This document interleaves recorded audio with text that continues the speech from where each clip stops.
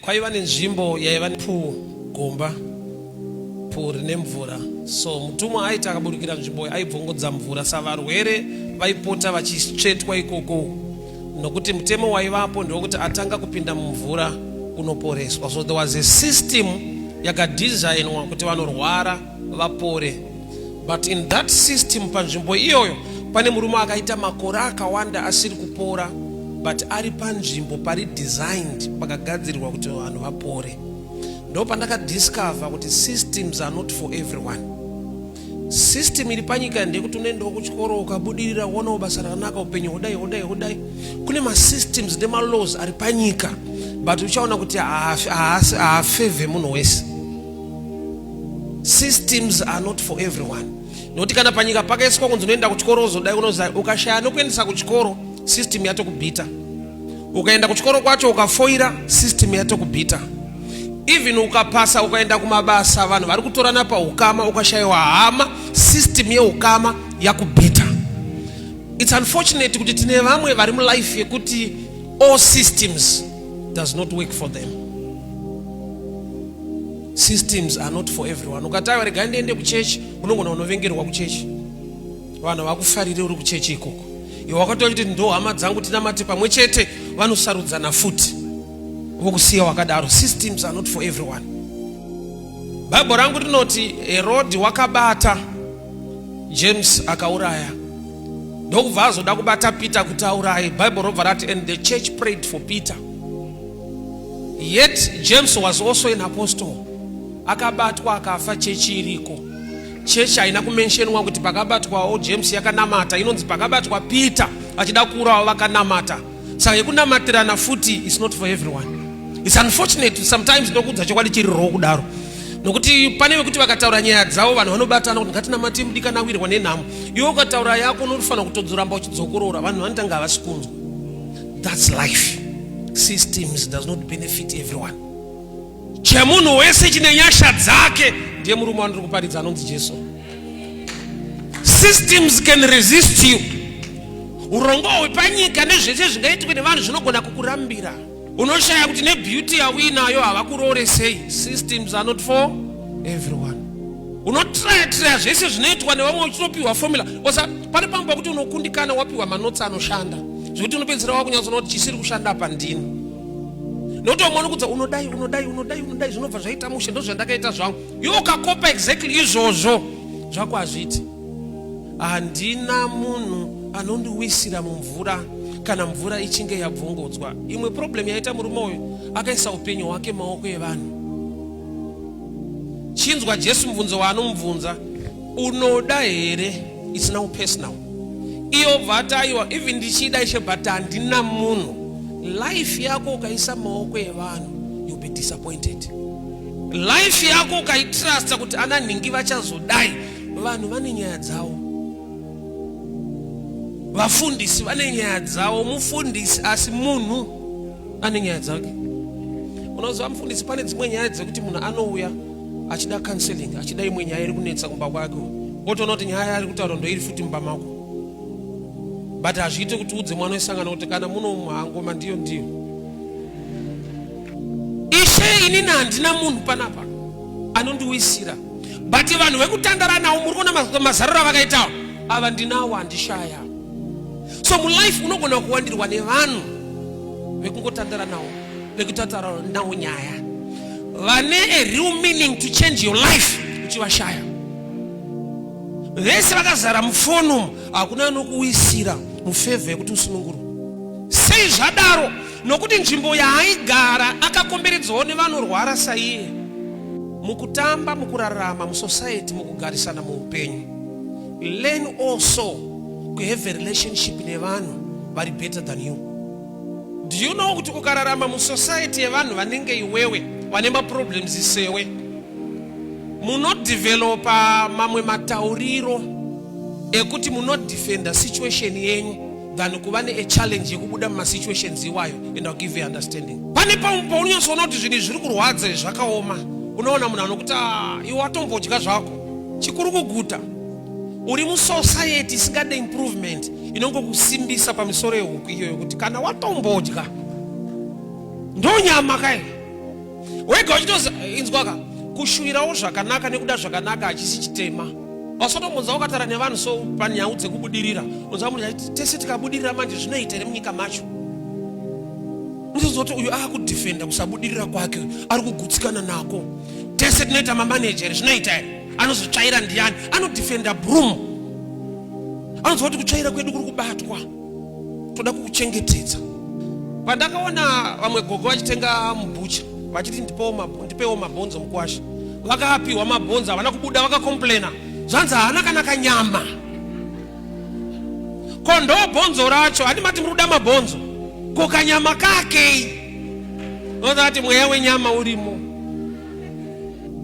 Saka Jesu paari kuya ndo zvinoita kuti abvunze munhu anoenda kuchipatara achirwara, zvinoreva kuti anoda kupora. So kana uya akauya pabedside achirwara, Jesu anobvunzirei kuti unoda here? Chinoita kuti abvunze kuti unoda here, ari kuti ndaakutoziva mafungiro ako nekuda kwekuti wagara muproblem for a long time. Unombotanga uine problem, wozopedzisira wa problem. Kubhora kwedu timu yedu yakugonawo mazuva ano. But pane payakaita mbiri yekujikiwa stereki. Ndo pandakaona kuti kusapota timu yebhora mweya andamboirega ichirohwa kudaro. Kuti ndo kwedu haiwa ndo yedu, zvichaita ndo yedu, tichirohwa makore akawanda. Kureva kuti ndaimboda maresults etimu, ndikapedzisira ndangoda timu, maresults ana basa. Faro aiva nen'anga, nokuti simba raMwari angasati ambori witnessa.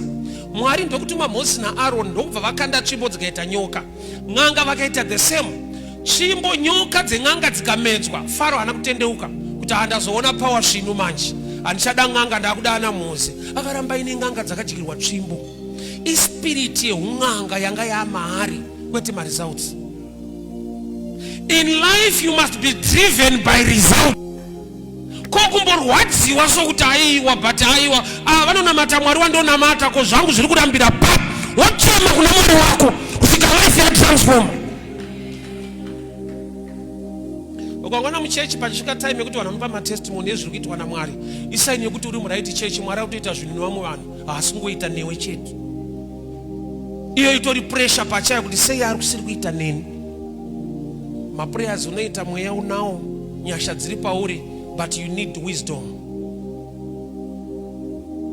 Ndaitara neimwe hama pataita imwe program so kuredio.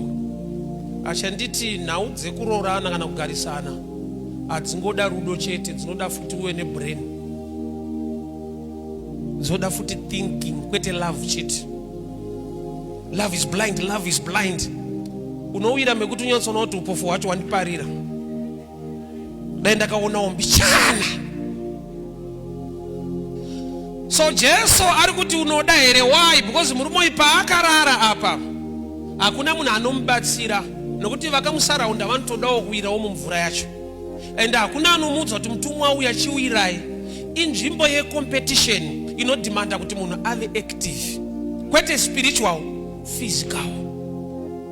Pane pamwe pekuti we are missing things in the physical realm, yet we are spiritually active, but we lack understanding on the ground. Do you know that even in ministry ya Jesu, pamwe pacho aingoshandisa wisdom. Yeah, he was loaded with wisdom. I'll give you understanding.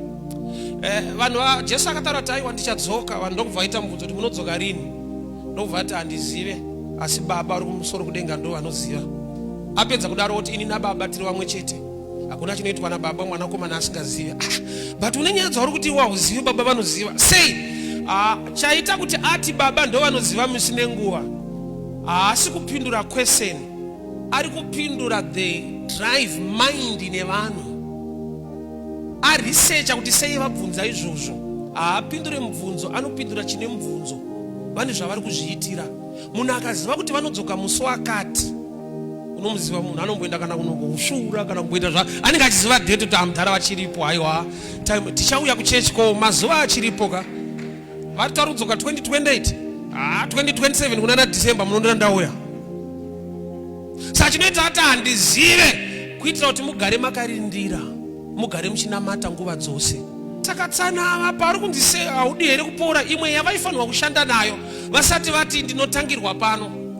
Zvanzi atanga kupinda anopora, nometa chirwere chakadii. Murume wacho aingofanirwa kuita kungonogara mupfuu macho. unoita number 1 asati auya. Saka paanouya anokuwana urimo otoita number 1. Idzo dza wisdom, understanding yako yezvinhu. Matthew 25 Bible panotaura pamusoro pevakadzi 5 vanga vakapusa. Ndainetseka kuti vanonzi vakapusa vaimirira chikomba, they were all virgins. Kupusa kuri papa vakanotsvaga mafuta ekuti vaone chikomba. They were not supposed kukumbira vamwe vavo, nokuti vakakumbira vakarambirwa. Bible rinoticha giving rakamboti vamwe vanhu vanonyima vari wise. 5 vakakumbira mafuta kuna vamwe zvikanzi hazviite, ndokubva Bible rati vakapusa. Ava vakanyima vanonzi vanonyima vana shoko, vakatonzi they are wise. Ndopandakadiscover kuti you need to mature in understanding life. Pane pamwe paunoioffer vanhu zvinhu zvaunofanira kuramba. Kune vanhu vakanyima, vanhu vakanzi vakangwara. Vakanyimwa vacho vakanzi ndokupusawo. Kuvapusa papi vanyimwa? Kupusa kwavo kuri pakuti they lack wisdom. Vanga vari mu one room, vari kumirira chikomba, maramba avo adzima. They were not supposed to ask for anything. Kungogara imomo, munoona nemwenje vamwe.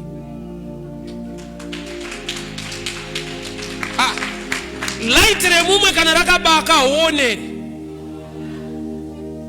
Munokumbirire chingogara imo. Vakatosvika pakuti vanyimwa vakunotsvaga futi mafuta. Why? It's sign yekuti havana spirit yekugona kuva humble to others. Vanoda kubvirawo.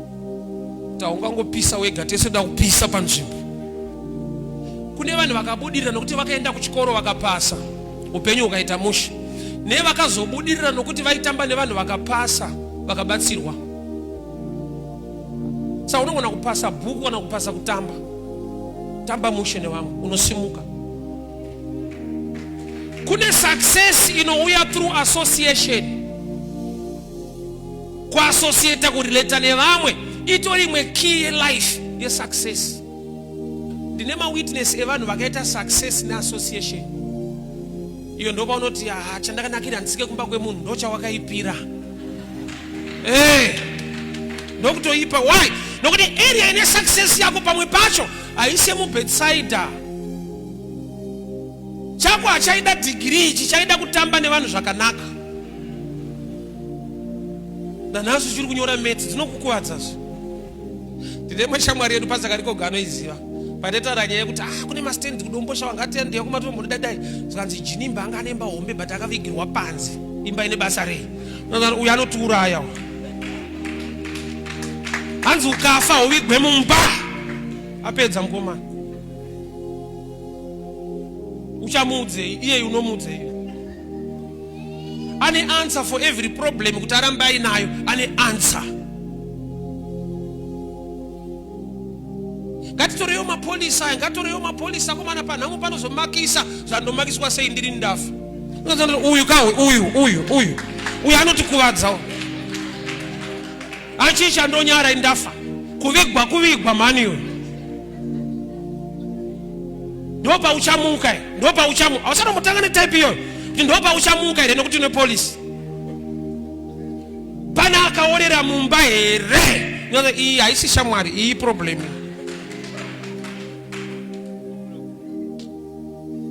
Ipapa uri kuzvinzwa waitombodaro kuti andiorere mumba ire. Andokukuwadza. Vanoona zvokuita varipo, vanoona zvokuita. Tinoti hapana pavanozondisiya, vanoona zvokuita. Zvakaipei kurongeka, zvakaipei. But ukakomberedzwa netype iyoyo, truly kuzoda chakanaka kunokunetsa. Nokuti vanhu vakazvitraina kugamuchira kuti maproblems iwaya ndo life yacho. Saka Jesu abvunza unoda here, nokuti iwo wakambouya uchida ndisaka wakauya. But nguva refu watora zvisiri kuita wane dzimwe pfungwa. So imwe deliverance yako ndekungobva museko rako risiri right. Unozvibatsira wega. Shamwari dzinosarudzwa haisi force. Jesu achida kutanga basa akasarudza shamwari 12. Unoti paaitamba ari mudiki kusvika akure anotamba nevanhu vakawanda. Akaziva kuti izvi zvazvekudenga zvazvekuenda zvebasa rababa izvi hazvidi rimwe type zvakuda ningi.